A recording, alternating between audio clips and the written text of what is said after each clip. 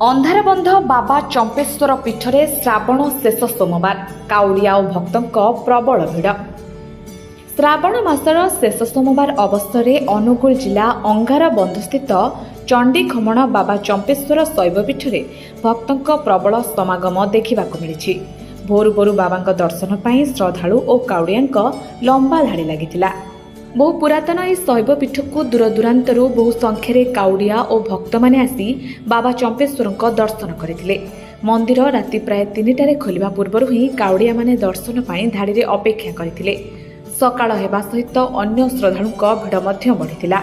भक्त माने जेपरि सुव्यवस्थित भावे बाबा दर्शन करिपारिबे सेथिपाई मंदिर कमिटी पक्षरु विशेष व्यवस्था करा जायथिला।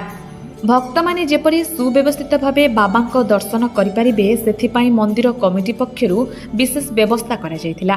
शांति और श्रृंखला बजाय रखिबा सह भिड़ नियंत्रण पाई जिला प्रशासन पक्षरु मध्य व्यापक पुलिस मुतयन करा जायथिला।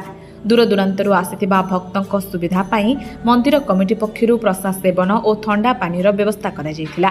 एथिसह विभिन्न युव समाजसेवी संगठन पक्षरु मध्य स्टॉल खोला जाई भक्तमानंकु विभिन्न खाद्य और पानीय जोगाई दिया जायथिला। मंदिर परिसर और एहार आखपाखरे बहु संख्यारे भोग सामग्री दुकान खोलिथिबारु पूजार्चना सह एक आध्यात्मिक परिवेश सृष्टि होइथिला। श्रावण शेष सोमवार बाबा दर्शन पाई भक्त और काउड़िया मध्य आनंद और उत्साहर माहौल देखा मिलता। Bureau report dreams radio news. मो ना सुभद्रा साहू मु कांगुलारू आसीची। एठारे लोक मानकर बहुत भिड़ होईची। श्रावण मासर शेष सोमवार हेतु अधिक भिड़ लगुची।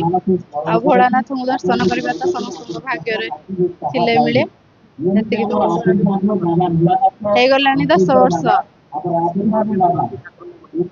ठाकुरଙ୍କ महिमा तो बहुत अच्छी। लोक मानक मुखरु जहाँ भी आम शुणुचु पूर्वर लोक माने ठाकुर आसंती आपे आपे शिव ठाकुर एठी आविर्भाव होइछन्ती। जय बाबा भोलाशंकर। आज आमर श्रावण मासर लास्ट सोमवार। आज आम ये चंपेश्वर मंदिर पाखे बहुत भक्त भाई दर्शक माने दर्शनी माने बहुत गुड़े भिड़ लगी। एटी आमर बाबा भोलाशंकर जी जहाँ मागिची से ता पाइची। जेबे तमे बाबा भोलाशंकर पाखे प्राय मो जाना जेजेबापा अमलर पाखा भी जाना था जे एटी आमर कौन भक्त को साप कामुड़ा कौन रोग है सी आसीना एटी आमर अधिया पड़ती 7 दिन पर्यंत। 7 दिन पर बाबा भोलाशंकर 7 दिन भितर बाबा भोलाशंकर तांको बर प्रदान करती। सी रोगी भल हो जाए घर को जाती।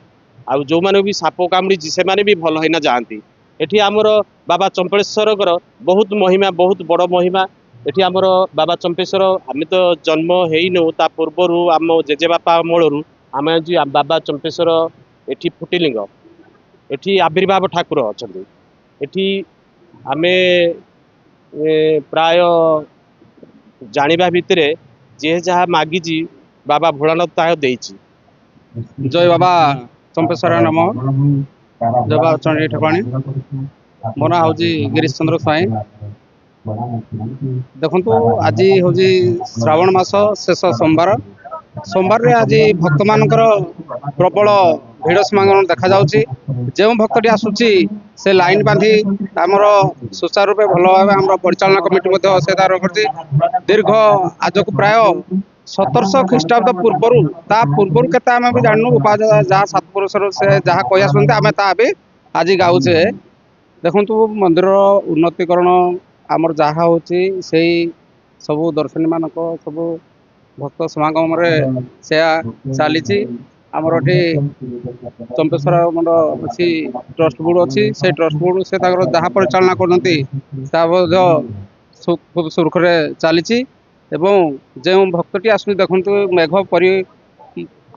मेघ सत्वे समस्ते गोटे लाइन बांधि आसी जनसमागम एठू प्रायतः 30 ରୁ 40 हजार जनसमागम होची।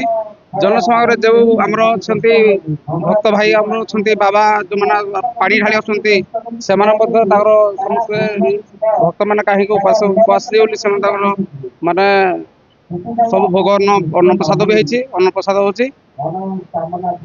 प्रशासन तरफ କିଛି ଆମର ପ୍ରଶାସନିକ ଅଧିକାରୀ ମଧ୍ୟ ଆସିନା ଟିକେ ସହଯୋଗ କରୁଛନ୍ତି। ଆମ ସହ ପ୍ରତିଦିନ ଯୋଡ଼ି ହୋଇ ରହିବା ପାଇଁ ଆମ ଚ୍ୟାନେଲକୁ ଲାଇକ୍, ସେୟାର, ସବସ୍କ୍ରାଇବ୍ ଏବଂ ଫଲୋ କରନ୍ତୁ। ଡ୍ରିମ୍ସ ରାଇଡର ସବୁ ସମୟରେ ଆପଣଙ୍କ ସେବାରେ।